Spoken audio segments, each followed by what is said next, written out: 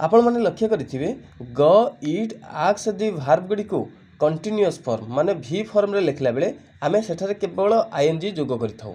मात्र swim run cut भली verb Gudi को आईएनजी फॉर्म रे लिखला बेले आमे सेथिरे जो शेष वर्णटी थाए शेष लेटर को दुई थर लिखिथाउ डबल करिथाउ।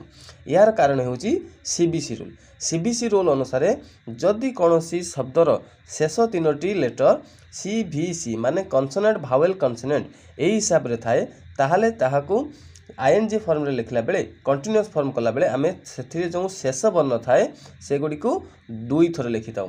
मात्र प्ले ड्र आदि शब्द गुड़िक कन्सोनेंट भावेल कन्सोनेंट सीबीसी रूल हिसाब रे थिले मध्य सेठारे एपरि करा जाय नाही।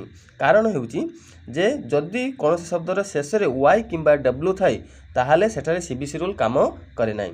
एही भली आहुरी स्टडी रिलेटेड वीडियो पाइबा पई आपण माने आम चैनल को सब्सक्राइब